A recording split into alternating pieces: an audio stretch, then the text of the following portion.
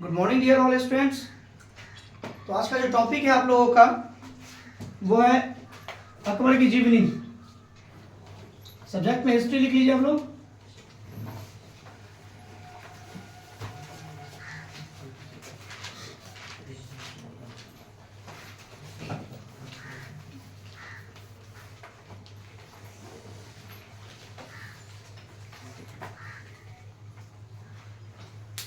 ऐसे मुगलों ने काफी दिन तक हिंदुस्तान में शासन किया, मगर हकीकत में अगर कहा जाए तो मुगल वंश का संस्थापक किसी को कहा जाता है तो वो बाबर को कहा जाता है,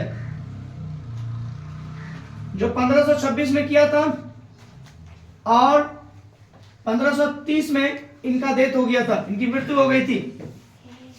बच्चों एक बात और याद रखिएगा कि विश्व का पहला युद्ध भी 1526 में हुआ था, जिसे हम पानीपत के नाम से जानते हैं। पानीपत के नाम से जानते हैं। मगर इतिहास में विश्व युद्ध अगर किसी को कहा जाता है तो कब हुआ था? 1914 से कब तक हुआ था? 1918 तक। Very good. 1914 से 1918। Very good. आज हम लोग अकबर के बारे में लिखेंगे। आप लोग लिख सकते हैं, कॉपी खोल सकते हैं, आप लोग लिखिएगा। हेडलाइन लिखिए, अकबर की जीवनी। अकबर का पूरा नाम, अकबर का पूरा नाम जलालुद्दीन मोहम्मद अकबर था। अकबर का पूरा नाम जलालुद्दीन मोहम्मद अकबर था।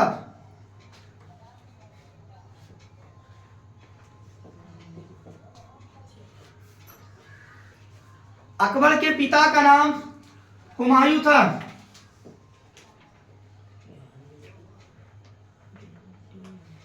अकबर के पिता का नाम हुमायूं था।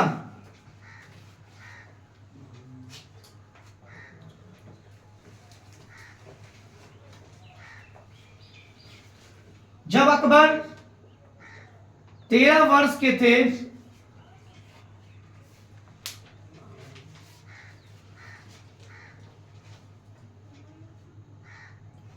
तब उनको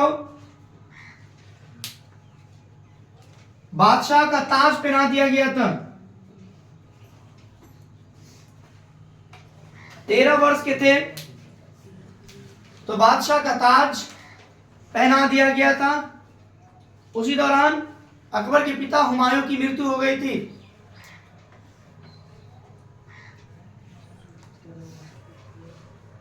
हुमायूं की मृत्यु हो गई थी।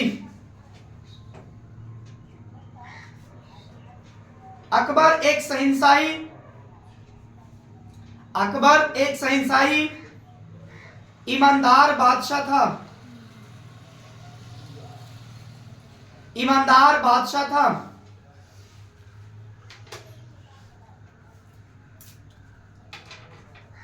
जिन्होंने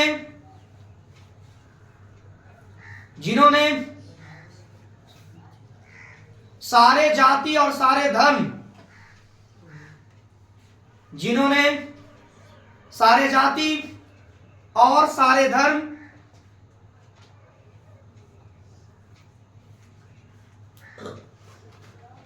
को मिलाकर चलाया और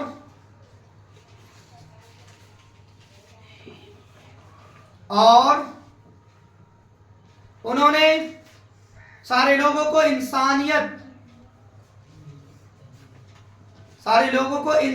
का पैगाम दिया। सारे लोगों को इंसानियत का पैगाम दिया।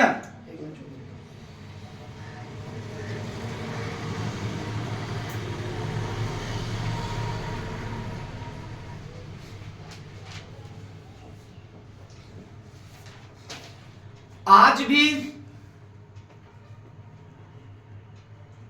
हिंदुस्तान की मिट्टी में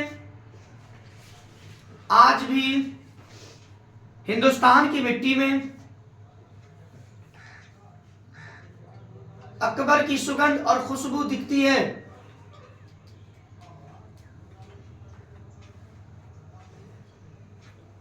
थोड़ा सा समझ लीजिएगा आप लोग।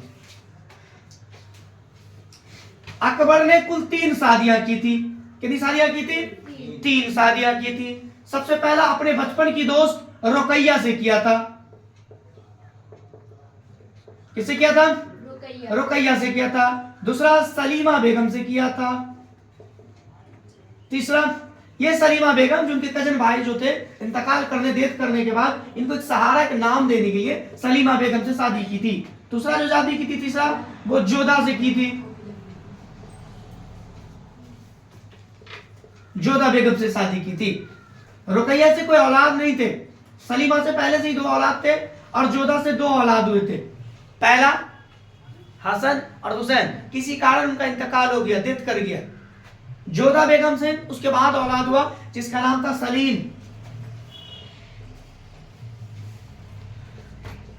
जिसे लोग प्यार से जहांगीर कहते हैं।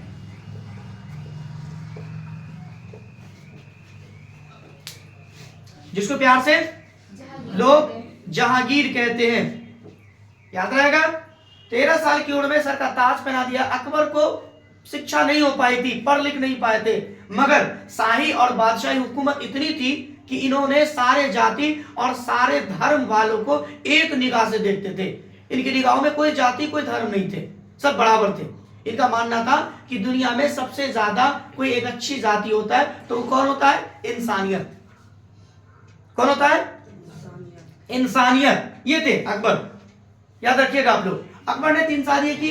इस तरह से इनकी जीवन कटती चली गई और उसके बाद अकबर के पास 9 रत्न थे। कितने रत्न थे? 9 रत्न थे।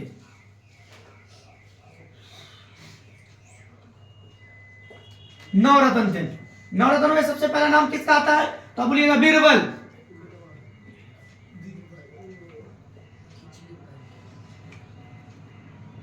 दूसरा कौन आता है? टोटलमन सिंह। याद रखिएगा। तीसरा कौन आता है? तो बताइएगा तानसेन। रहीम। इस तरह से कितने उसके पास रत्न थे? 9 रत्न थे। याद रखिएगा आप लोग। अकबर की अपनी जिंदगी बहुत बेहतर चली और हिंदुस्तान के अंदर मुगलों के शासक के माध्यम से ये तीसरे नंबर पे थे। कितने नंबर पे थे? पहले कौन थे? हुमायूं। दूसरे कौन थे? पहले कौन थे? बाबर थे। कौन थे? दूसरे कौन थे? हुमायूं। तीसरा कौन था? अकबर। तो ये तीसरे शासक थे। कितने शासक थे? तीसरे शासक थे। याद रहेगा आप लोग को। उसके बाद कुछ लम्हों, कुछ समय के बाद अकबर और सलीम दोनों में एक तकरार पैदा होती है। वैसे कहा जाता है कि अकबर के दिल में सलीम के लेकर गुस्सा भी था और नफरत भी थी, मगर 5 अक्टूबर को वो बीमार पड़ गए। 5 अक्टूबर 1605 को वो बीमार पड़ गए। बिस्तर पर ही थे तो सलीम को आवाज दिए बुलाए और उन्हें बादशाह की ताज और खजाने की चाबी सलीम को दे दी। क्यों दे दी? क्योंकि उन्हें पता था कि मेरे मरने के बाद इस खजाने और इस ताज के लेकर आपस में तकरार और आपस में झगड़ा न हो, इसके लिए इसको सौंप दी गई। मगर उसके दिल में गिला शिकवा तो था, मगर था तो औलाद, था तो उसका बेटा, उसको मजबूरन उसको देना पड़ गया और उन्हें दे दिया। उसके बाद 27 अक्टूबर को ये दुनिया से चले गए। इनकी मृत्यु हो गई 27 अक्टूबर 1605। इनकी मृत्यु हो गई। आज भी अकबर की खुशबू हिंदुस्तान की मिट्टी में दिखता है, क्योंकि एक ऐसे बादशाह थे जिन्होंने जात पात से सबसे ऊंचा सोचा और इंसानियत के बारे में समझा। इनकी जिंदगी और भी बेहतर थी, जिसके कारण कहा जाता है ये सलीम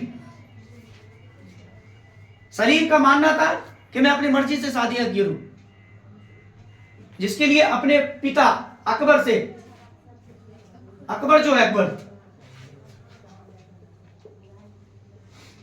तकरार पैदा होगी। मगर सलीम ने शादी कर चुका था अनारकली से। अकबर का मानना था कि जोधा की भतीजी यानी भगवान लाल की बेटी जिसका नाम था मानबाई,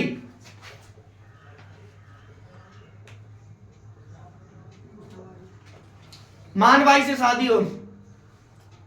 कुछ लम्हों के बाद जब मानबाई को पता चला कि सलीम मुझसे शादी कर चुका है, सलीम को 6 औलादें थी, सबसे बड़े खुर्रम खां थे, उसके बावजूद भी ये अनारकली से मिलना नहीं छोड़ा है।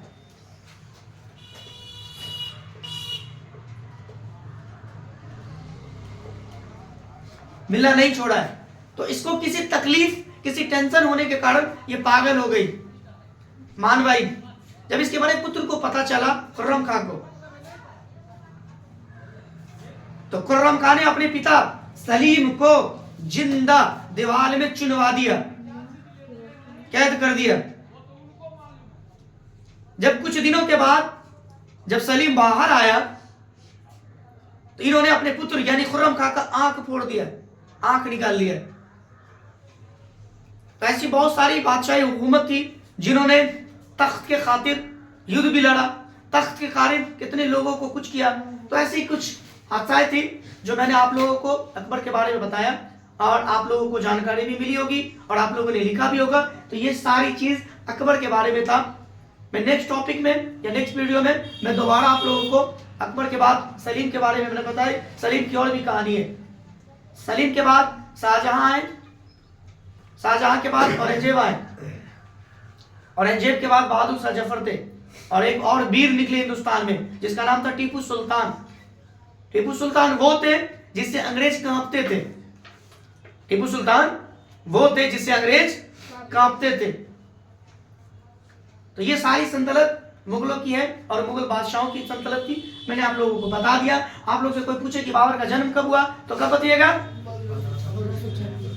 उनका जन्म कब हुआ? तो बादशाह बने 1526 में। उनका जन्म कब हुआ? 1483। कब हुआ था? याद रहेगा? याद रखिएगा आप सारे लोग, ठीक है।